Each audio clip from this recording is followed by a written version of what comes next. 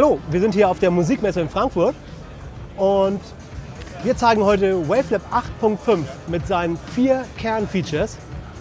Wavelab 8.5 wird in Kürze schon erhältlich sein. Wir denken mal im Juni könnt ihr das bei uns beziehen und dann zeige ich euch mal, was das so alles kann. Zum einen haben wir da den Encoder-Checker. Der Encoder-Checker ermöglicht es, Audiomaterial in Echtzeit vorzuhören, das später encodiert auf der Festplatte oder sonst wo landet.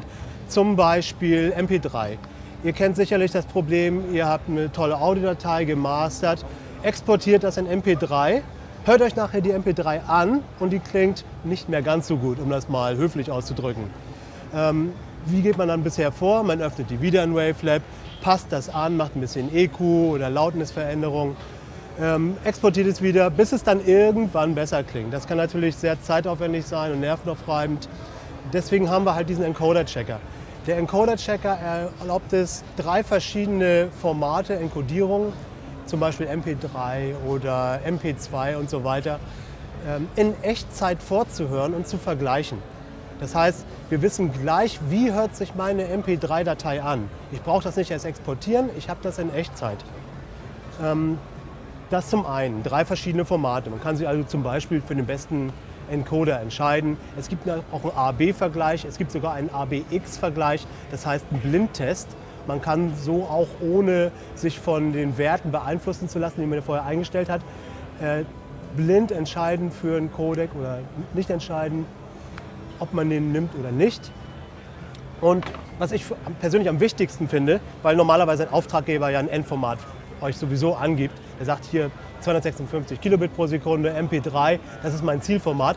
Eigentlich weiß man das ja schon. Aber was nicht passieren darf, das darf zum Beispiel nicht klippen. Und gerade bei der Enkodierung in niedrigere Bitraten, da passiert es häufig, dass man kleine Peaks hat. Das heißt, dass Clippings auftreten können, besonders im True-Peak-Bereich. Und das kann man abfangen mit diesem Encoder-Checker. Man kann den Monitoring-Punkt so setzen, dass er nach dem Plugin auftritt. Und so kann man dann sehen, ob man nicht vielleicht sich Clipping einfängt. Und dementsprechend in Wavelab an den üblichen Stellen, die man ja kennt, den Level ein bisschen runterziehen oder einen Limiter einzusetzen. Das ist also ein ganz praktisches Ding. Weitere Features aus dem Encoder-Checker wäre, dass man dann natürlich auch gleich daraus exportieren kann oder die Stapelverarbeitung aufruft. So viel zum Encoder-Checker. Ein zweites Kernfeature wäre der AAC-Export. AAC ist nichts anderes als MP4, sprich iTunes. Eigentlich so das Format der Zukunft, was enkodiertes Material betrifft. Viele sagen, das wird wohl MP3 ablösen. Weiß ich nicht, wie schnell das geht. Es klingt auf jeden Fall fantastisch, auch bei kleinen Dateiraten. Und wir haben da den Fraunhofer-Codec drin, der auch die gängigen Formate dann unterstützt, die von iTunes und Apple und wie sie nicht alle heißen, benötigt wird. Der natürlich auch, ich komme darauf kurz zurück, im Encoder-Checker in Realtime vorzuhören. Das wäre Feature Nummer 2 schon gewesen. Das dritte große Kernfeature wäre dann der Multi-File-Export.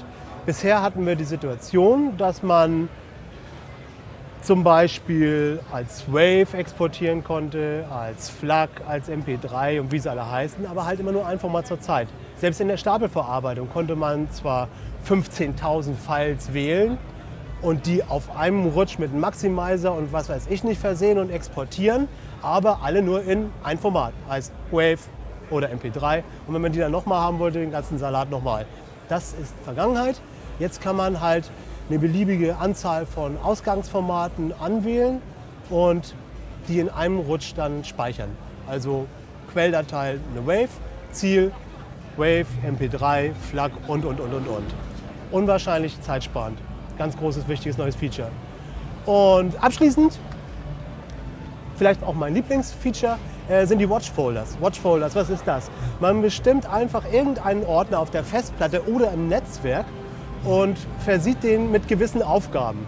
Zum Beispiel eine Mastering-Chain. Ich stelle mir in Wavelab was zurecht in meinem Batch-Prozessor und naja, was wäre was Typisches? Erstmal Limiter, dann um die Peaks abzuschneiden, dann vielleicht ein bisschen Stereobasisverbreiterung, am Ende nochmal eine Bandsättigung und das dann speichern als Preset. Und diese ganze Aufgabenkette versehe ich für einen Ordner.